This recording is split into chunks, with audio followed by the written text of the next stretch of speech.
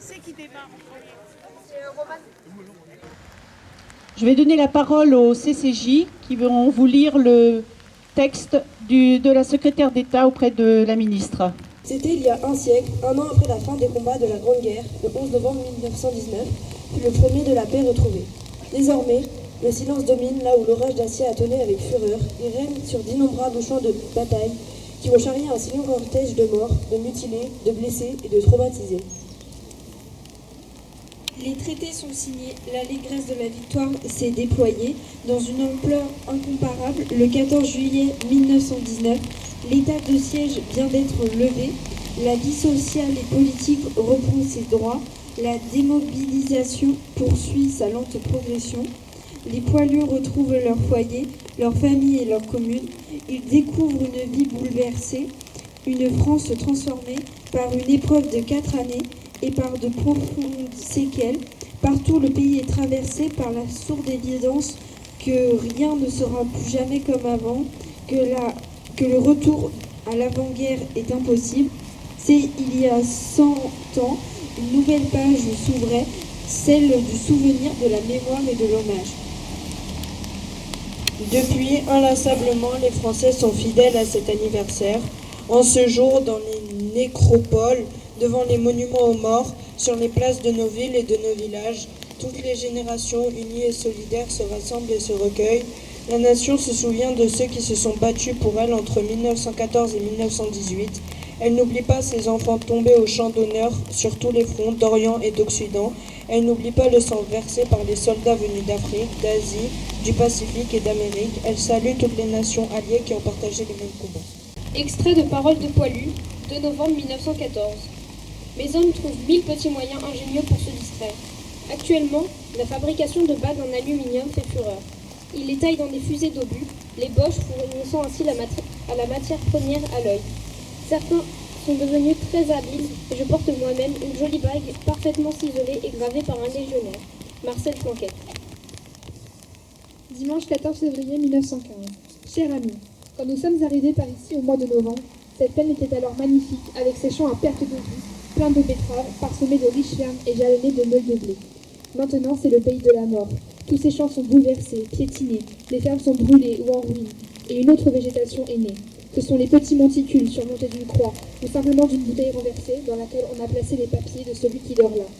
Que de fois la mort me frôle de son aile quand je galope le long des fossés ou des chemins creux pour éviter leur shrapnel ou le tac-tac de leur mitrailleuse. Michel Topiac, brigadier 58e régiment, 48e batterie, 68e secteur. À 9h du matin, le 11, on vient nous avertir que tout est signé et que cela finit à 11h. 2 heures qui parurent durer des jours entiers. Enfin, 11h arrive. D'un seul coup, tout s'arrête. C'est incroyable. Nous attendons 2 heures. Tout est bien fini. Alors, la triste corvée commence. D'aller chercher les camarades qui y sont restés, Eugène. Je vais vous parler du rôle des femmes pendant la guerre de 14-18. Pendant cette terrible guerre, on oublie souvent le rôle important tenu par les femmes. En publiant un appel aux femmes, le 2 août, le René Viviani, président du Conseil, dévoile ce qu'il attend d'elles pour soutenir l'effort de guerre. Les femmes doivent remplacer les hommes partis combattre. La guerre devient l'union de tout un peuple par-delà les divergences politiques. Qui pouvait penser que la guerre viendrait bouleverser le rôle des femmes dans un univers conçu par des hommes? C'est le cas en France, en Angleterre, aux Pays-Bas et en Belgique. Les occupations des femmes avant la guerre de 14-18 consistaient à tenir leur ménage et à s'occuper des enfants, mais avec la guerre, on peine à se nourrir, à se vêtir, à se chauffer. En réalité, la misère est bien là, surtout dans les grandes villes. Les femmes privées d'un très gros pourcentage d'hommes ont mené, elles aussi, une guerre à l'arrière. Elles ont amplement prouvé, et se sont prouvées, qu'elles en étaient capables de faire, elles aussi, ce que les hommes faisaient.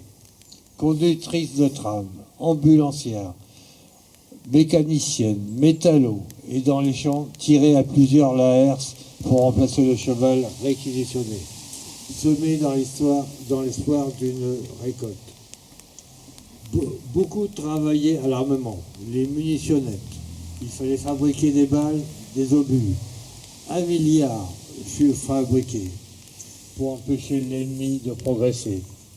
À cette époque, pour les besoins au sein des usines fut créé des pouponnières, des garderies d'enfants, des cantines, des transports réservés aux femmes. On avait vraiment besoin des femmes. Le plus marquant fut les infirmières, appelées les anges blancs, car depuis la loi de 1905, séparation de l'Église et de l'État, les infirmières, majoritairement religieuses, ont quitté les hôpitaux et sont contraintes de retourner dans leur congrégation. À l'appel des hôpitaux submergés par l'afflux incessant de blessés, les infirmières s'engagent pour la plupart sous le contrôle de la Croix-Rouge. Elles apportaient leur aide aux blessés qui venaient de loin. Beaucoup trop décèdent pendant leur pénible transport vers le lointain hôpital. Alors les médecins et infirmières furent installés à une distance minime des champs de bataille, malgré le danger.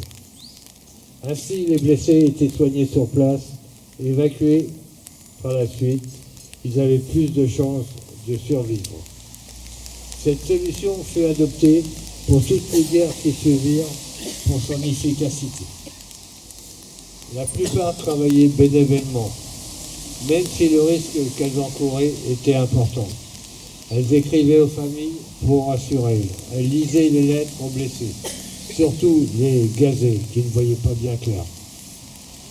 Les marraines de guerre ont joué aussi un rôle prépondérant sur le front. Elles maintenaient le moral des soldats. Quand l'histoire se déchaîne, le courage est aussi de continuer à vivre comme si rien n'était, à soigner sous les bombes, à enseigner coûte que coûte, à semer sans penser qu'il y aura forcément une récolte. Elles payèrent un lourd tribut au cours du conflit. Dans leur fort intérieur, les femmes de 19 sentaient qu'elles n'étaient plus celles de 14. L'émancipation des femmes s'est renforcée dans les esprits.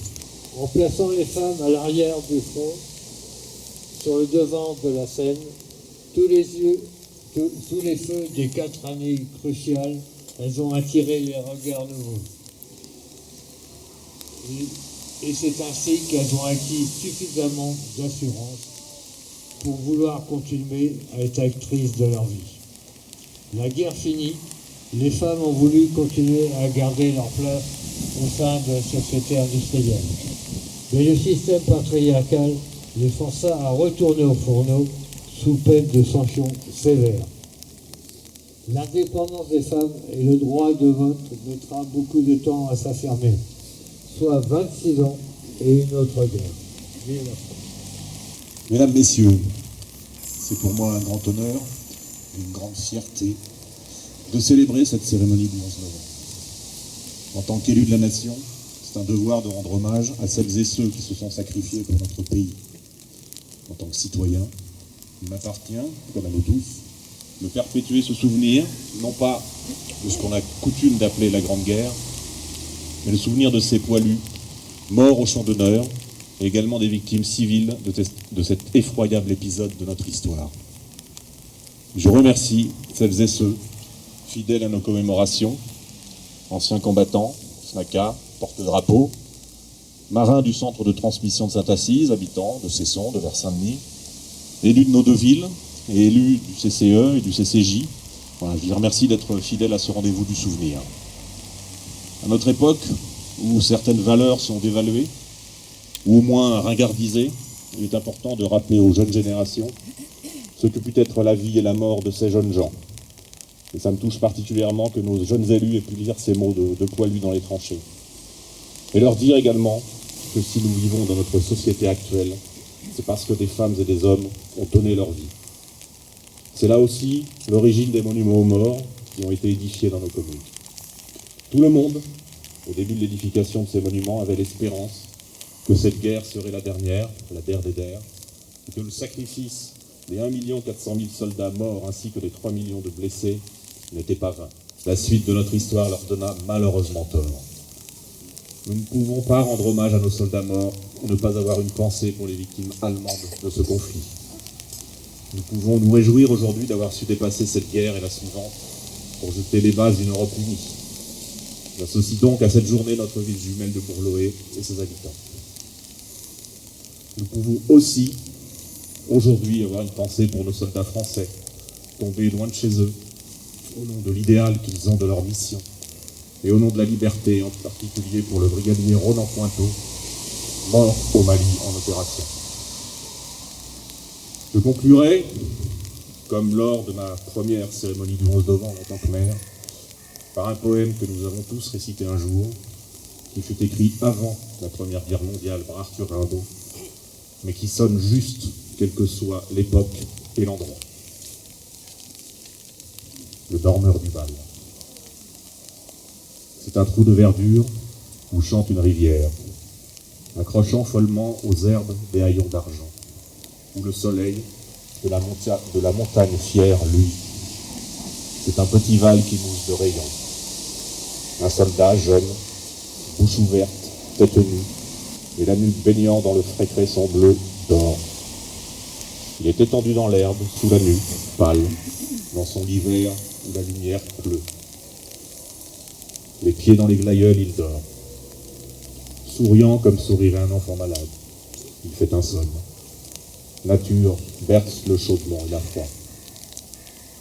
Les parfums ne font pas frissonner sa narine. Il dort dans le soleil, la main sur sa poitrine, tranquille. Il a 2 trous rouges aux côtés de la France. Vive la République, vive la France, vive l'Europe.